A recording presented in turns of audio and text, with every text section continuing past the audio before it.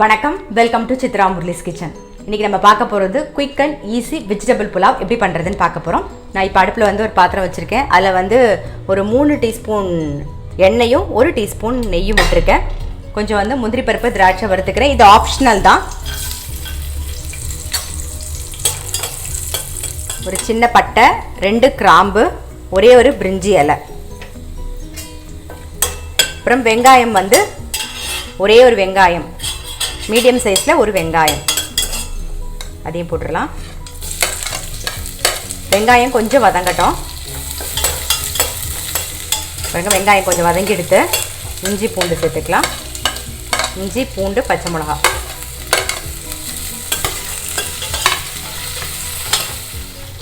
ஒரு 3 பீன்ஸு, கொஞ்சம் ஒரு கை பட்டாணி, ஒரு பாதி கேரட், அவ்வளோதான். காலிஃப்ளவர் இருந்தால் அதெல்லாமும் போடலாம். இப்போ இருக்கிற காயை மட்டும் நான் போட்டு ஈஸியாக எப்படி பண்ணலாங்கிறது தான் பார்க்க போகிறோம். நம்ம கொஞ்சோண்டு புதினா இலை, ஒரு கைப்பிடி புதினா இலை, கொஞ்சம் கொத்தமல்லி. இந்த பட்டாணி பார்த்தீங்கன்னா நம்ம 1 மாதத்துக்கு முன்னாடி நான் பட்டாணி எப்படி ஸ்டோர் பண்ணணும்னு உங்களுக்கு காமிச்சேன் பாருங்கள். அந்த பட்டாணி தான் 1 மாதம் ஆனாலும் கிடவே கிடாது. நான் சொன்ன மாதிரி ஸ்டோர் பண்ணி வச்சுக்கோங்க, அப்படியே ஃப்ரெஷ்ஷாகவே இருக்கும். இப்போ ஏற்கனவே நம்ம பச்சை மிளகா போட்டிருக்கோம். ஸோ ரெட் சில்லி பவுட்ரு ஒரு 1/2 டீஸ்பூன், காரத்துக்கு உங்களுக்கு தகுந்த மாதிரி பார்த்து போட்டுக்கோங்க. Red chilli powder. பாஸ்மதி அரிசி 1 கப்பு பாஸ்மதி அரிசி, அதை வாஷ் பண்ணி ஒரு 10 நிமிஷம் ஊற வச்சு தண்ணியெல்லாம் வடிய விட்டு எடுத்து வச்சுருக்கேன். ஸோ அதை சேர்த்துடலாம். அரிசி கலரும் போது உடையாமல் கலரிக்கோங்க. இப்போ நான் 1 கப்பு அரிசிக்கு 1 கப்பு பால், இது காய்ச்சி ஆறின பால் 1 கப்பு நான் விட போகிறேன். தேங்காய் பால் இருந்தால் நீங்கள் அதுவும் விட்டுக்கலாம். 1 கப்பு, 1/2 கப்பு தண்ணி, 1/2 கப்பு தண்ணி, தேவையான உப்பு சேர்த்துருவோம். நல்லா ஒரு மிக்ஸ் பண்ணிவிட்டு மூடி வச்சிடலாம். மூடி வச்சுருவோம்.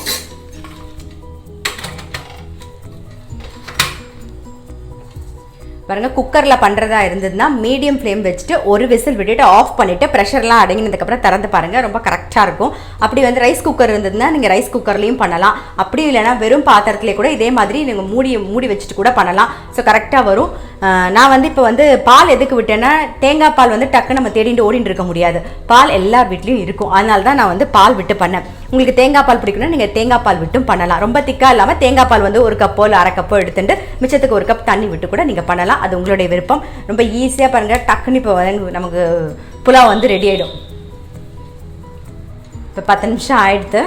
பாருங்கள், நம்மளுடைய வெஜிடபிள் புலாவ் ரெடி.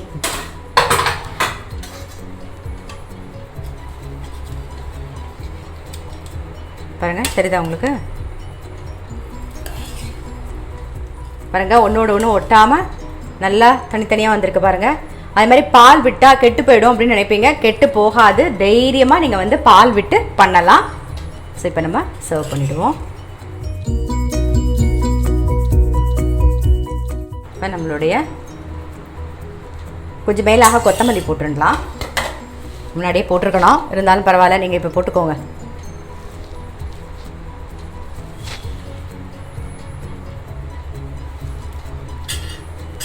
இப்போ நம்மளுடைய ரொம்ப ஈஸியான வெஜிடபிள் புலாவ் ரெடி ஆகிடுது. ஸோ குயிக் அண்ட் ஈஸியாக ரெடி ஆகிடுது. இப்போ நீங்கள் பார்த்துட்டு இருக்கும்போதே பண்ணிடலாம். ஸோ கண்டிப்பாக இன்றைக்கி ட்ரை பண்ணி பாருங்கள். ட்ரை பண்ணி பார்த்துட்டு சொல்லுங்கள். நான் அடுத்த வீடியோவில் சொல்கிறேன்.